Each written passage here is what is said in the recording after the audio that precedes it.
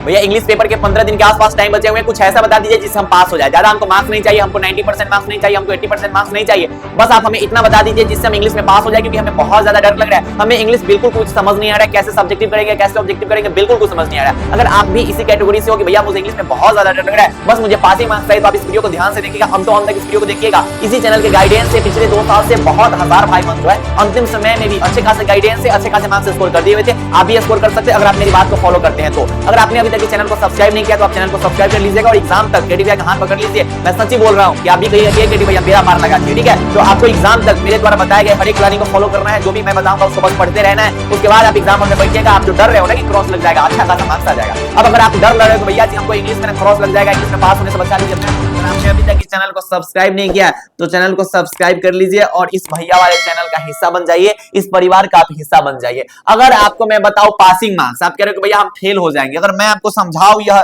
Theory, तो आप कहिए कि भैया ये इतना ज्यादा नॉर्मल है और हम तो डर रहे थे कि भैया हमारा क्रॉस लग जाएगा।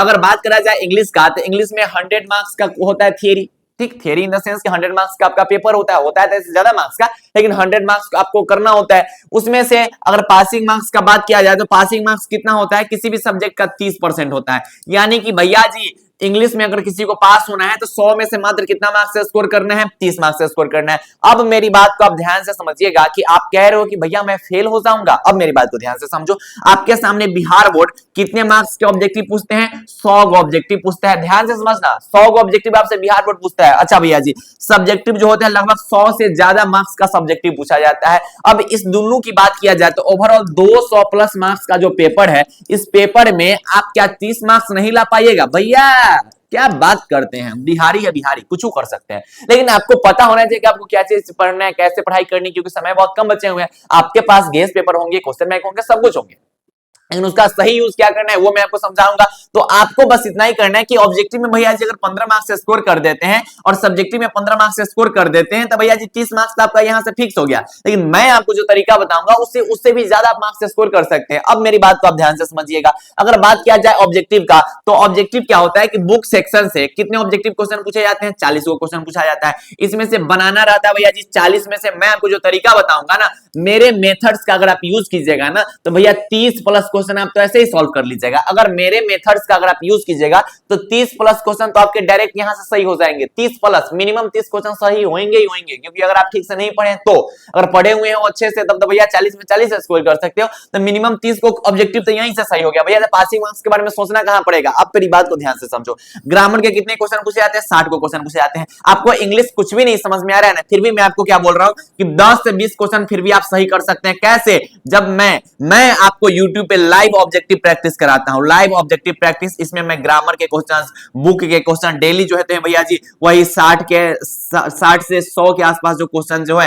वो डेली मैं ग्रामर और बुक के क्वेश्चन जो है प्रैक्टिस करवाता हूं YouTube पे, ठीक है।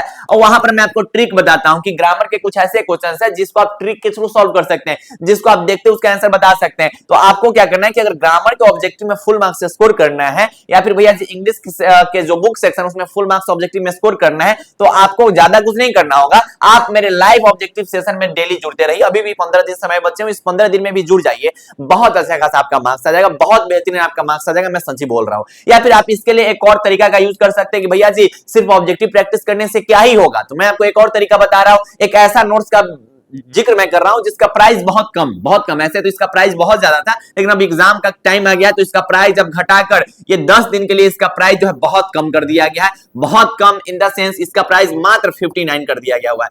59 रुपीज में आप संपूर्ण इंग्लिश का जो सिलेबस है उसको कंप्लीट कर सकते हैं। और ये जो नोट्स है ना, ये भैया पावरफुल नोट्स है। ये देख सकते हैं ऐसा कुछ नोट्स है, अगर आप इस नोट्स के हर एक चैप्टर्स को अगर आप अच्छे से रीडिंग भी दे दीजिएगा ना, तो जितना भी बुक सेक्शंस का क्वेश्चन होगा, जितना भी ग्रामर का क्वेश्चन होगा, वो सब का सब इसी के अंदर से आएगा, क्योंकि हर साल क्वेश्चन टकराते हैं, हर साल। इसमें हर एक चीज आपको मिल जाएंगे, जितने भी ऑब्जेक्टिव होंगे, जितने भी सब्जेक्टिव होंगे, जितने भी एस्से होंगे, जितने भी एक्सप्लेनेशन होंगे, सबका फॉर्मेट आपको मिल जाएगा।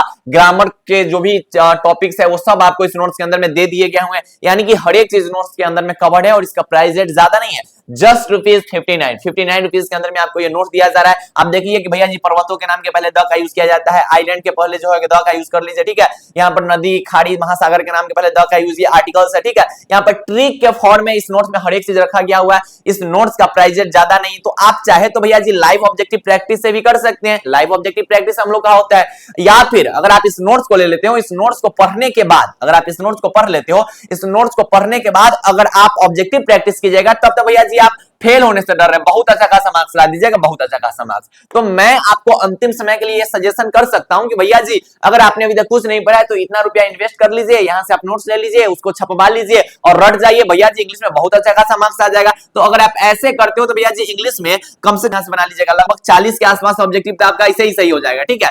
40 के आसपास ऑब्जेक्टिव क्वेश्चन आपका सही होगा अगर मेरे बताए हुए तरीकों को फॉलो करते हो तो। अगर बात किया जाए सब्जेक्टिव का, तो सब्जेक्टिव में भी आपको ज्यादा कुछ नहीं करना है। अगर आप ऑब्जेक्टिव में, मेरी बात को ध्यान से समझिएगा, अगर आप ऑब्जेक्टिव में मान लेते हैं कि ज्यादा नहीं, आप 30 से 40 मार्क्स के आसपास से स्कोर किए, अब मेरे बताए हुए तरीकों को फॉलो कीजिएगा तो बिल्कुल मेरे नोट से आप पढ़ाई कर लीजिए और वो जो मैं लाइव ऑब्जेक्टिव प्रैक्टिस कराता हूं उसको कंप्लीट कर लीजिए। 30 से 40 फिक्स है कि आ ही जाएगा, ना आने का सवाल ही नहीं है। सब्जेक्टिव में आपको ज्यादा कुछ नहीं करना है, बस सब्जेक्टिव में आपको 20 से 30 नंबर का लिख देना है। और ये भी मैं लिखने का तरीका बताऊंगा कि भैया कौन कौन चीज आपको लिखना है अगर आप ठीक से कुछ भी नहीं पढ़े हैं तो। यानी कि ओवरऑल मैं बताऊं तो भैया जी 50 से 60 मार्क्स आपका आ जाएगा अगर अभी तक भी आपने ठीक से कुछ नहीं पढ़ा है तो। अंतिम समय में भी आप 50 से 60 मार्क्स ला सकते हैं अगर आपने अभी तक भी ठीक से कुछ नहीं पढ़ा है तो। अब आपको काम क्या करना है मैं आपको बता देता हूं। सब्जेक्टिव में ऐसे पूछा जाता है, ऐसे आपको नहीं आ रहा है कोई दिक्कत नहीं, आप चाहे तो स्किप कर सकते हैं अगर आपने कुछ भी नहीं पढ़ा है तब मैं बता रहा हूं। या फिर आप मेरे से पूछेगा तो मैं तो बोलूंगा भैया जी आपको बिहार बोर्ड का हर एक क्वेश्चन बनाना चाहिए, हर एक क्वेश्चन का आपको आंसर देना चाहिए, क्योंकि बिहार बोर्ड हर एक क्वेश्चन पे आपको नंबर देते हैं। या फिर आपको डर लग रहा है कि भैया जी नहीं हो पा रहा है, कोई बात नहीं, आप स्किप कर सकते हैं, इसमें कोई बड़ी बात नहीं है। मैं आपको क्या बोल रहा हूं कि राइटर नेम ट्रिक आप जरूर बनाइएगा अगर आप बिल्कुल भी कुछ नहीं पढ़े हुए हैं तो। इस पर मेरा एक वीडियो मिल जाएगा जहां पर मैंने राइटर नेम के ट्रिक बताए हैं। इस वीडियो से आपका 10 मार्क्स फिक्स हो गया, 10 मार्क्स आपका यहां से फिक्स हो गया, ना आने का सवाल ही नहीं, आएगा ही आएगा। अगर मैं बात करूं समरी की, तो समरी चाहे तो आप लिख सकते हैं, समरी से 5 मार्क्स भी फिक्स है, क्योंकि भैया जी मैं जो समरी गेस करवाया हूं ना, मेरे गेसिंग समरी से अगर आप पढ़ लेते हैं ना, मेरे गेसिंग समरी से अगर आप पढ़ लेते हैं तो भैया जी समरी उसी के अंदर से आते हैं, हर साल आते हैं। तो 5 नंबर आप चाहे तो यहां से भी उठा सकते हैं, इसमें भी कोई बड़ी बात नहीं है। तो 5 नंबर आप समरी का भी उठा सकते हैं। लेटर एप्लीकेशन का बस आप फॉर्मेट देख लीजिएगा, क्योंकि इसमें लिखना कुछ होता है नहीं, लेटर एप्लीकेशन का फॉर्मेट लिख लीजिएगा तो भैया जी 5 नंबर आप यहां से भी उठा सकते हैं।